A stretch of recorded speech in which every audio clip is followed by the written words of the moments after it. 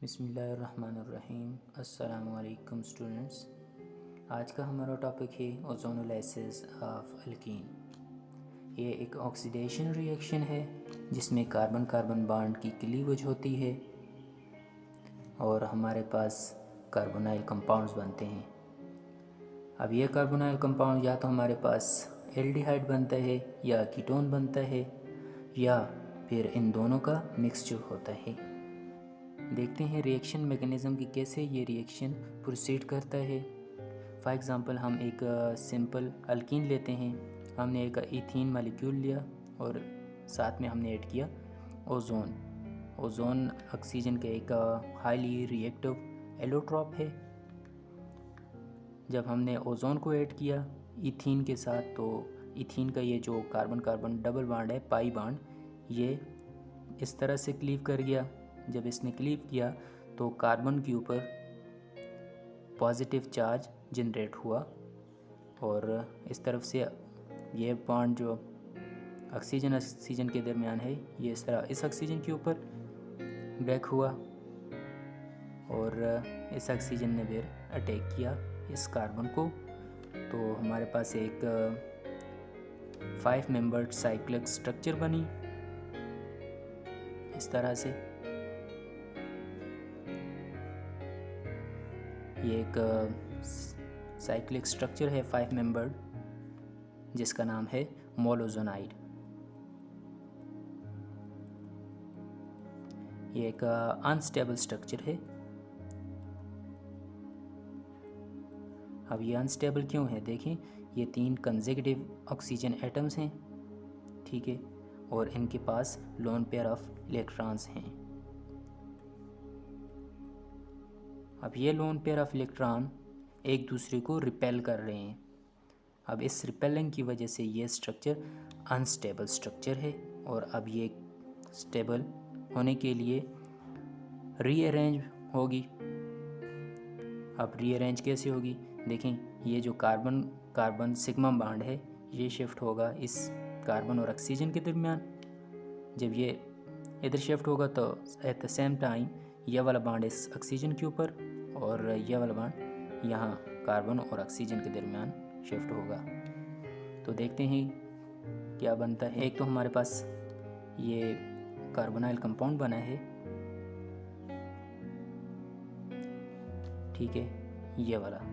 ये बॉन्ड यहाँ से इधर शिफ्ट हुआ और इस तरफ ब्रेकिंग हुई और ये बॉन्ड यहाँ से शिफ्ट हुआ इस तरफ। और ये एक तो हमारे पास ये वाला पोर्शन, ये कार्बन और ये double bond oxygen, carbonyl compound बना और साथ में हमारे पास ये वाला ऑक्सीजन जिसके ऊपर ये नेगेटिव चार्ज और उसके साथ ये दूसरा ऑक्सीजन और साथ में ये वाला कार्बन और इसके साथ 2 हाइड्रोजन। और ये वाला बॉन्ड जब इधर शिफ्ट हुआ तो ये डबल बॉन्ड यहाँ पे और इस ऑक्सीजन के ऊपर पॉजिटिव चार्ज जनरेट हुआ। अब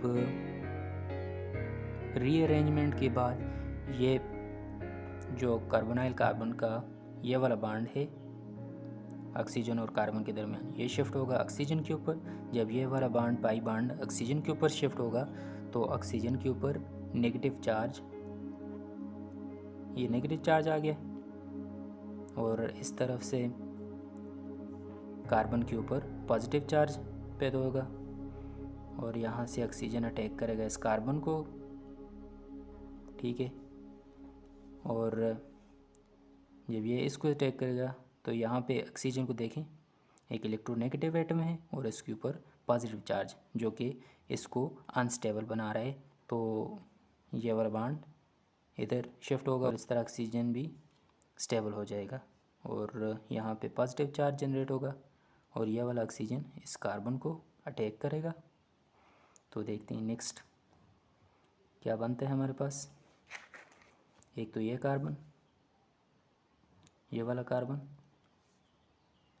और इस कार्बन के साथ ये वाला ऑक्सीजन,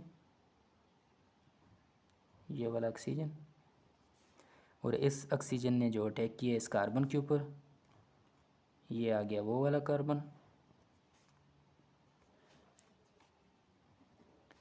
और इस कार्बन के साथ ये वाला ऑक्सीजन, और इस ऑक्सीजन के साथ ये जो ऑक्सीजन है ये यहाँ पे आ गया, और इस ऑक्सीजन ने जो अटैक किया इस कार्बन के ऊपर ये इस तरह जुड़ जाएगा। अब ये जो स्ट्रक्चर बनी है ये ओजोनाइड कहलाती है। ये एक इंटरमीडिएट है जो कि कंपैरिजन में मोलोजोनाइड के कंपैरिजन में स्टेबल है। हालांकि ये भी अनस्टेबल होती है, लेकिन कंपैरिजन अगर करें मोलोजोनाइड के साथ इसका तो ये स्टेबल है एज़ कम्पेयर टू मोलोजोनाइड। अच्छा, ये जो ओजोनाइड बना है एक इंटरमीडिएट, ये इंटरमीडिएट हाईली एक्सप्लोसिव है। अब इसकी एक्सप्लोसिव नेचर को ख़त्म करने के लिए हम इस ओजोनाइड को डिकम्पोज करते हैं। अब इसकी डिकम्पोजिशन के लिए, डिकम्पोज करने के लिए हमने अपने मीडियम में क्या यूज़ किया है, एक एसिड यूज़ किया है, वीक एसिड। सपोज़ करें कि हमने वीक एसिड लिए हुए एस्टिक एसिड CH3COOH, ठीक है। अब ये H पॉजिटिव देगा। ये जो H पॉजिटिव आया है एस्टिक एसिड से, यहाँ पे ऑक्सीजन के ऊपर 2 लोन पेयर हैं, लोन पेयर ऑफ इलेक्ट्रॉन्स, ये अटैक करेंगे इस प्रोटॉन को। तो नेक्स्ट हमारे पास इस तरह से स्ट्रक्चर बनेगी ये, और यहाँ पे ऑक्सीजन के ऊपर पॉजिटिव चार्ज। अब ये ऑक्सीजन चूँकि इलेक्ट्रोनेगेटिव है, यहाँ पे पॉजिटिव चार्ज इस ऑक्सीजन को अनस्टेबल बना रहा है। तो अब होगा ये कि ये वाला जो बॉन्ड है कार्बन और ऑक्सीजन के दरमियान ये शिफ्ट होगा इस ऑक्सीजन के ऊपर, जो कि ऑक्सीजन को स्टेबल करेगा न्यूट्रलाइज करके, और कार्बन के ऊपर पॉजिटिव चार्ज क्रिएट होगा।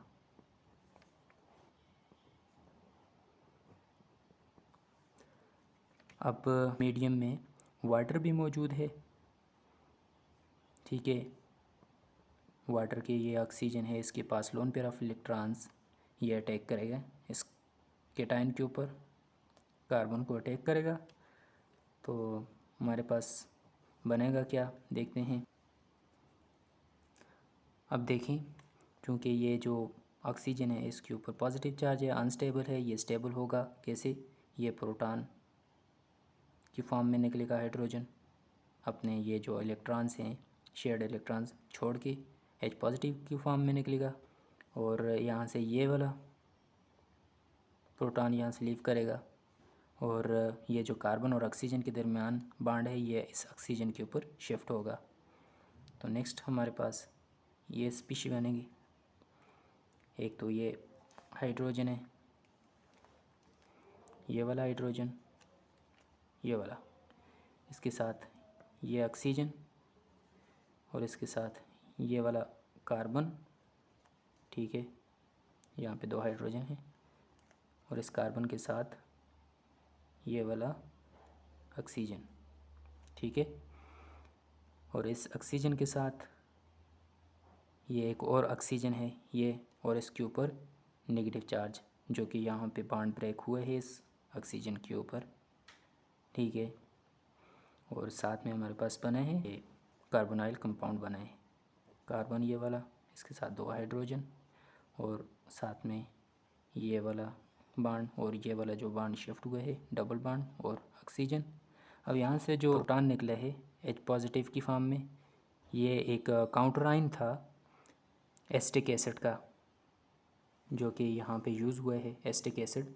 ये एसीटेट आयन बना था और उसने प्रोटॉन दिया था यहाँ पे, ठीक है। अब ये प्रोटॉन जो है यहाँ पे लीव होगा और ये ले लेगा प्रोटॉन एसीटेट आयन, और वापस वो एसिटिक एसिड बन जाएगा, ठीक है। और ये वाला जो प्रोटॉन है ये वाला, इस प्रोटॉन को ये वाला ऑक्सीजन जो कि ये नीचे है, ये प्रोटॉन इस तरह अलग से लिख लेते हैं, ये वाला जो लीव किए इस प्रोटॉन को ये ऑक्सीजन अपने साथ ले लेगा। तो नेक्स्ट हमारे पास क्या बनता है, एक तो ये वाला कार्बोनाइल कंपाउंड बना, ठीक है, और एक इससे बनेगा, इससे देखते हैं कौन सा बनता है। एक ये हाइड्रोजन, इसके साथ ऑक्सीजन, ये कार्बन, ये ऑक्सीजन और ये इसके साथ ये वाला ऑक्सीजन और साथ में हाइड्रोजन। ठीक है, अब ये जो हाइड्रोजन है ये H पॉजिटिव की फॉर्म में यहाँ से निकलेगा, ये बॉन्ड शिफ्ट होगा ऑक्सीजन के ऊपर, और ये वाला जो बॉन्ड है कार्बन और ऑक्सीजन के दरमियान ये इस ऑक्सीजन के ऊपर ब्रेक होगा। ठीक है, अब इस ऑक्सीजन के पास लोन पेयर ऑफ इलेक्ट्रॉन्स भी हैं ना, तो ये जो प्रोटॉन निकलेगा यहाँ से, तो ये अटैक करेगा इस प्रोटॉन के ऊपर। ठीक है, तो हमारे पास बनेगा क्या, एक तो ये वाला कार्बोनाइल कंपाउंड बनेगा। ठीक है, ये कार्बन, ये तो बॉन्ड टूट गया है ना, ये चीज़ बनेगी। ठीक है, कार्बोनाइल कंपाउंड, और साथ में हमारे पास H2O2 हाइड्रोजन परऑक्साइड बनती है। अब ये हाइड्रोजन परऑक्साइड जो बनी है, ये अगर हमारे पास ये एल्डिहाइड बना है, फॉर्मेल्डिहाइड है ना ये, तो ये H2O2 एक माइल्ड ऑक्सीडाइजिंग एजेंट है।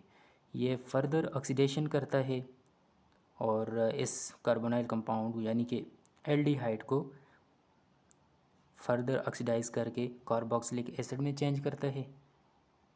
अब इस रिएक्शन को यहीं तक स्टॉप करने के लिए हम ये जिंक यूज़ करते हैं, जिंक मेटल। और जिंक मेटल जब हम यूज़ करते हैं तो ये जो ऑक्सीडाइजिंग एजेंट साथ में जनरेट हुआ है H2O2, ये इसके साथ रिएक्ट करेगी जिंक, और हमारे पास जिंक ऑक्साइड बनेगा और साथ में वाटर बनेगा, और इस तरह हमारे पास ये जो ऑक्सीडाइजिंग एजेंट बना है ये कन्वर्ट होगा जिंक ऑक्साइड में और वाटर में, और इस तरह हमारे पास दो कार्बोनाइल कंपाउंड बने, एक ये बना है और एक ये बना है।